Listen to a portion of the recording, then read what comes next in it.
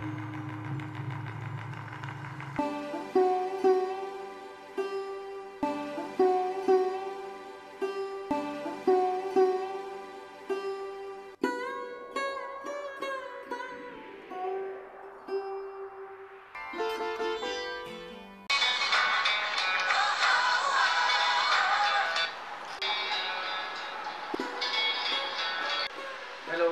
હા બોલો ભાઈ.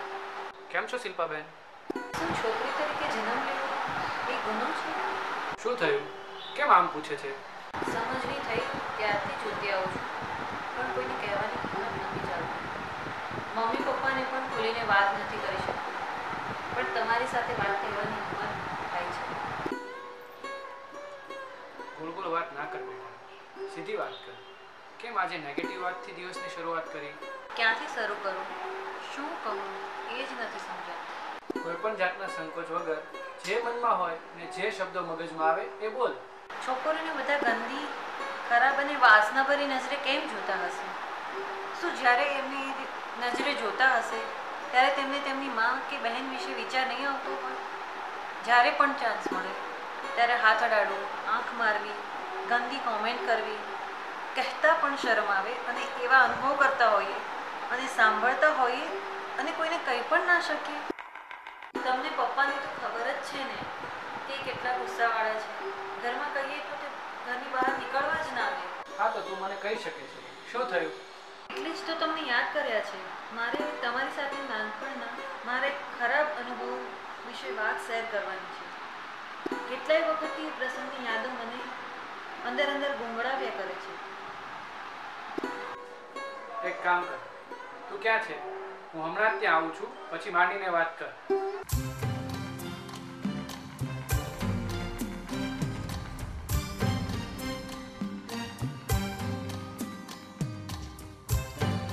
બોલ બેન, શું કહેતી હતી? કોઈ પણ દ્વિધા વગર બોલ.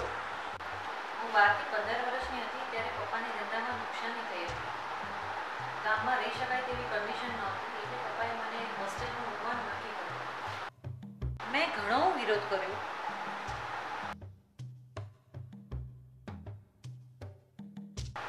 મમ્મી પાસે કરગરી, રડી. મમ્મીએ પપ્પાને વાત કરી, પણ પપ્પા આગળ મમ્મીનું કશું ના ચાલે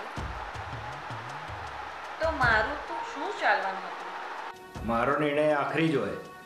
જો સમાજમાં કોઈ વ્યક્તિ મારો વિરોધ નથી કરી શકતી તો મારી સગી પુત્રી કઈ રીતે મારો વિરોધ કરી શકે? તારે હોસ્ટેલમાં જ રહેવાનું છે અને એ ફાઇનલ છે. કાલે હોસ્ટેલમાં જવા માટે બસ સ્ટેશન ઉપર જવાનું છે, એને તૈયારી કરી દેજે.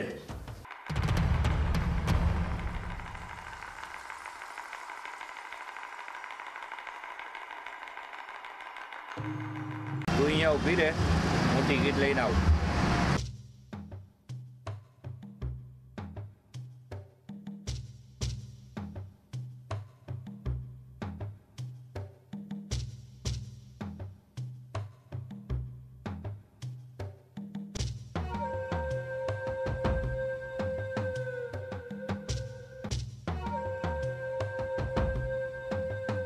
પપ્પાને કાંઈ જ ખબર ના પડી, કેમ કે પપ્પા મારી પાસે હતા, સાથે તો ક્યારેય ન હતા. આવો મેડમ. આવો બેસો.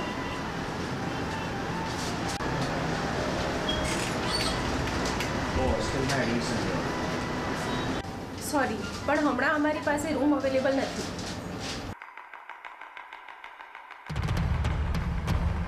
હું ખુશ હતી કે મમ્મી પાસે રહેવા મળશે અને પપ્પા હવે હોસ્ટેલનું નામ નહીં લે. બસ સ્ટેશનના એ અનુભવથી હું ખળભળી ગઈ. બાળપણમાં મને થયેલા એ અનુભવ અને હજુ પણ એવી જ નજરોનો સામનો મને અને મારા ફ્રેન્ડ્સને થતો જ હોય છે.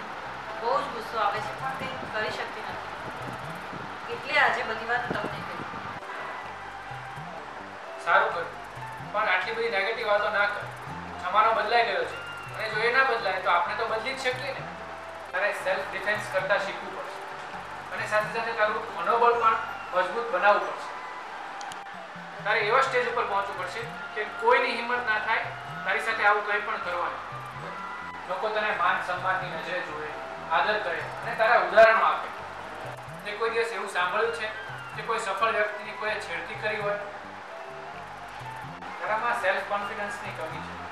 એનું એ પણ કારણ હોઈ શકે તારો ઉછેર પપ્પાની બીક નીચે થયેલો છે. તારી આવડતને તારી આવકનું સાધન બનાવ. તારે અવાજ ઉઠાવવાની જરૂર છે. અને તે જે વાત મને કરી એ તું સોશિયલ મીડિયામાં પણ કરી શકે છે. તને ખબર છે, ચૂપ રહેનારા મૂર્ખામાં ખપી જાય છે.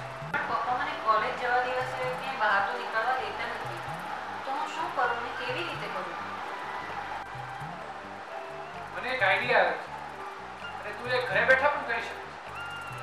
શું? આજકાલ ડિજિટલ જમાનો છે. લોકોને વાંચવા કરતાં સાંભળવું અને જોવું વધુ ગમે છે. અને ઓડિયો બુકનો ખ્યાલ અને ઉપયોગિતા બહુ લોકોને નથી. લોકોને તારા અવાજમાં વાર્તા સાંભળવાનું ગમશે અને તું આ કામ આરામથી તારી ઓળખ છુપાવીને પણ કરી શકે છે. એકવાર તું સફળ થઈ ગઈ પછી તારા પપ્પા પણ તારો વિરોધ નહીં કરશે અને તારો કોન્ફિડન્સ પણ વધશે. ઇન શોર્ટ, તારા બધા જ પ્રોબ્લેમનું સોલ્યુશન થઈ જશે એવું મને લાગે છે. આઈડિયા તો સારો છે, પણ શું અમલમાં મૂકી શકાશે?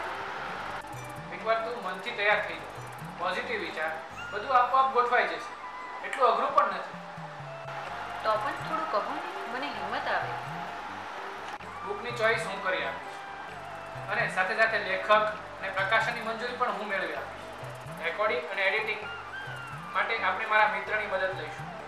પબ્લિશ આપણે જાતે પણ કરી શકીએ. આપણે યુટ્યુબ ચેનલ બનાવી અથવા પ્રકાશકને તૈયાર કરીને આપીએ અને એ બધું કરી આપીએ. ઓહો, તમે તો બધું જ વિચારી લીધું. સરસ, તો ચાલો કરીએ કંકુના. હા ચાલો. આવું શીખવાબેન? અરે હા, આવો ને ભાઈ.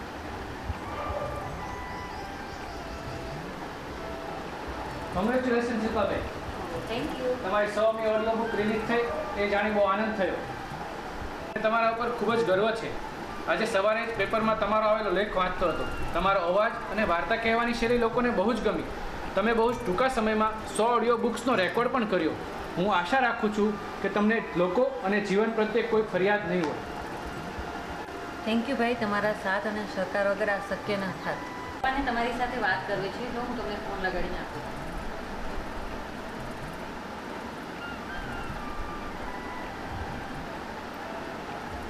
હલો. હા બોલો અંકલ. થેન્ક યુ ભાવિક બેટા. મેં મારા પરિવારની ક્યારેય લાગણી, ઈચ્છા કે વિચારોની ક્યારેય પરવા જ નથી કરી. હું માત્ર ને માત્ર મારા નિર્ણયને જ આખરી ગણતો હતો અને એવું વિચારતો હતો કે મારા નિર્ણયથી એ લોકોને ફાયદો થશે જ. મેં મારા પરિવારના વ્યક્તિને વિચારવાની પણ સ્વતંત્રતા નથી આપી, તો પછી વર્તનની તો એ લોકોને ક્યાંથી મળે? પરંતુ હું નસીબદાર છું કે મારી પુત્રીને તમારા જેવાનો સાથ સહકાર મળે કે જેથી આજે એ એના પગ પર થઈ શકે છે. હું મારી બધી જ ભૂલો સુધારીશ. મારા પરિવારની દરેક વ્યક્તિને વાણી, વિચાર અને વર્તનની સ્વતંત્રતા આપીશ અને હું દરેક સભ્યને એટલો સાથ અને સહકાર આપીશ કે તેઓ તેમની સાથે બનેલી તમામ સારી કે ખરાબ ઘટનાઓ કોઈ પણ ડર વગર મને કહી શકે. હલો મિત્રો, હું છું જીગર સુથાર. છોકરીઓ પ્રત્યેના આ પ્રકારના વલણમાં વાંક કોનો? પરિવારજનોનો કે જેઓ પોતાના બાળકોની વાતો, ઈચ્છાઓ કે લાગણીઓને પૂરતું મહત્વ નથી આપતા, જેમને પોતાનો નિર્ણય બીજા કોઈ પણ પરિણામ કરતાં વધારે મહત્વનો હોય છે? કે પરિવારની બહારના સમાજમાં કે જેઓ સ્ત્રીઓને માન કે સન્માનની નજરે નથી જોતા? શું આપણે આપણા બાળકોને પૂરતો સાથ અને સહકાર આપીએ છીએ? શું આપણે આપણા બાળકોને એટલી હૂંફ આપીએ છીએ કે તેઓ પોતાની સાથે બનેલી તમામ સારી કે ખરાબ ઘટનાઓ મુક્તપણે કહી શકે? અને જો ના, તેમાં વાંક કોનો?